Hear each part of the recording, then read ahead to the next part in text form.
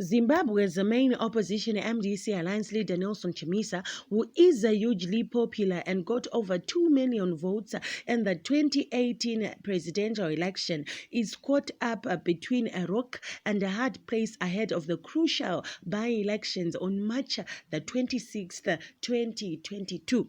Nomination is on January the 26th.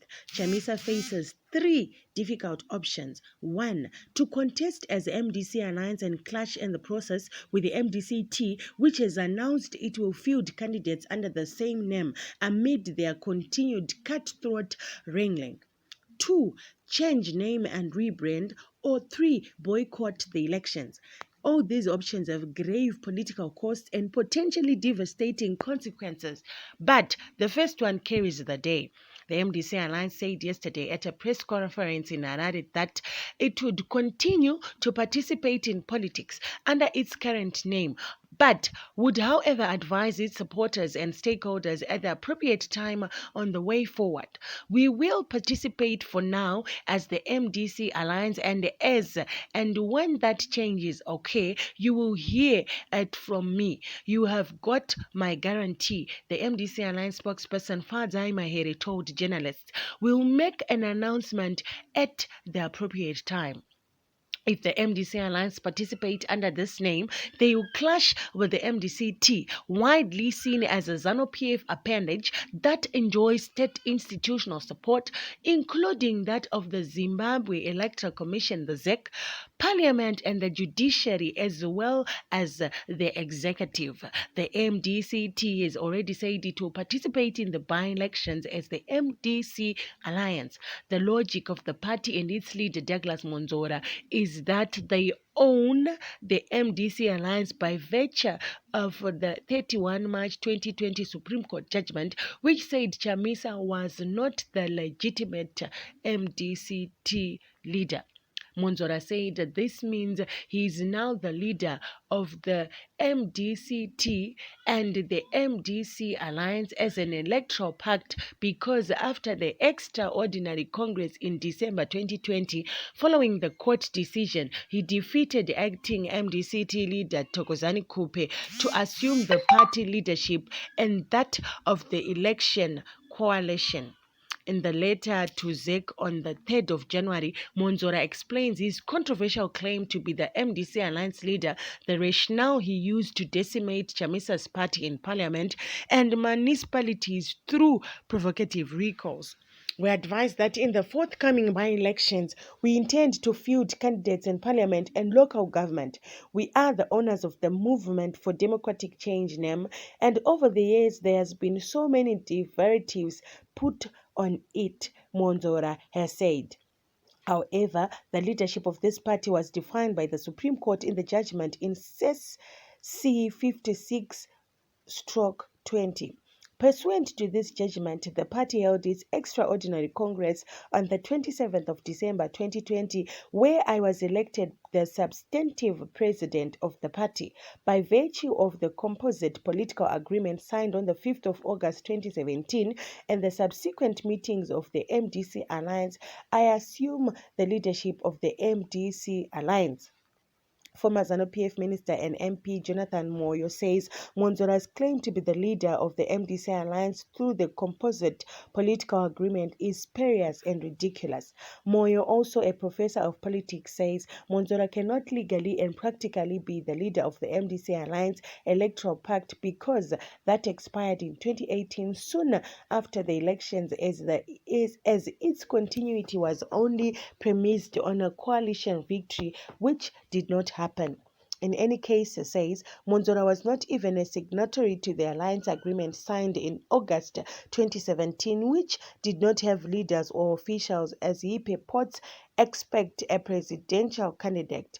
Initially Tsvangirai and later Chamisa, despite his seizure of power from legitimate heir Kupe. Moyo further says there is a difference between the MDC Alliance Electoral Pact and the MDC Alliance political party led by Chamisa, formed in 2019 after the 2017 elections agreement had automatically dissolved. So, Moyo adds, Monzora cannot be the leader of an electoral alliance which has expired. The pact did not have a leader or president anyway and no longer exists, or take over a political party, the MDC alliance, to which he does not belong. Moyo says ZEC and other state institutions would damage themselves irreparably if they illegally and fraudulently assist Monzora to seize the MDC alliance name from its legitimate and rightful owners. The second option for Chamisa, which party senior officials say they are actively considering and might well eventually prevail in the 2023 general elections, is name changing and rebranding. The process entails internal and external changes. Internally, it means changing structures and the way of working within the party. After the internal processes, the external aspects, getting a new name, new logo, and a new profile. By rebranding from the ideological and policy repositioning, fixing structures and workflows to changing the name, logo, and profile, the MDC Alliance will be seeking to signal a break with the toxic past and moving forward to occupy center political ground, whether ideologically or perceptually. This might work for 2023, but then the by-elections bring in new complexes. If the party changes its name and rebrands, it will lose its MPs and parliament who were elected under the MDC Alliance brand, since it cannot have MPs elected under two different names at the same time. Ultimately, changing its name means surrendering the name and its identity to the MDCT and, by extension, to ZANU-PF. Chamisa will lose his remaining MPs to the same rivals, ZANU-PF and MDCT, that are forcing him to change his party's name. The last and third option is even more complicated: boycotting the by-elections. The idea of boycotting the by-elections might be an easy way out of the mess, as the party will then get time to change its name and rebrand and carries no executional risks, but it implies surrendering its hard-won political ground secured at huge political cost since 2000. If the MDC Alliance boycotts and the MDCT contests the by-elections as MDC Alliance, this means recalls will be intensified after that and all Chamisa MPs would be removed. That takes the party more than 20 years backwards, a position from which it might be even harder to recover. These scenarios present Chamisa with a quandary. Yet the parties agree the by-elections are critical. They would determine who is the popular and the authentic opposition between the MDC Alliance and the MDCT in the aftermath of a vicious internal power struggle triggered by the death of Morgan Changirai. Sources say the outcome of the by-elections might also propel or torpedo Mnangagwa's and Monzora's plans for a coalition government and postponement of the 2023 election. This is said to be the goal of the unholy alliance between ZANU-PF and the MDCT, premised on destroying the MDC alliance. Amid the raging and intensifying storm, the MDC Alliance put on a brave face yesterday when it was addressing the media. We will participate for now as the MDC Alliance, and as and when that change, you will hear it from me. You've got my guarantee, and we are the MDC Alliance. And when the changes and that changes, President Chamisa is on the record that we are building a new way for the change. And as when there is change, you'll be told about it. But that doesn't matter, because it's like you're asking me, what's your new makeup today? That's not my identity. My identity is what the party stands for, the cause, the consequences, the people who follow us, our automotive policies, our leaders, our general belief in the dream that we need a new leadership in Zimbabwe, that ZANU-PF must go, Mahere told a press conference.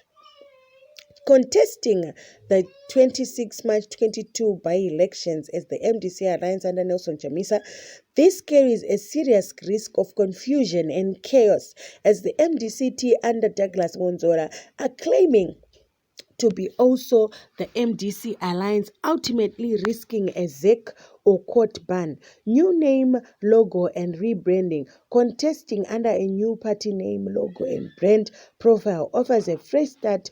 A lot of the MDC Alliance bigwigs want this, but they are mistaken as that eh, it precisely the Monzora and Mnangagwa strategy or boycotting the by-elections altogether, which is an easy way out of the mess. Given all this is the best option, the first option, insisting and persisting as the MDC alliance, no matter what, anything the MDCT and the ZANU-PF do to the MDC alliance under this strategy backfires and benefits Chamisa. Anything other than this puts the MDC alliance under destructive pressure and a losing position. And if the MDC alliance go head to head with the MDCT pretending to be also MDC alliance, Monzora and his allies are doomed. If they ban the MDC alliance in desperation, Chamisa wins. He rebrands and then properly crushes Monzora, and perhaps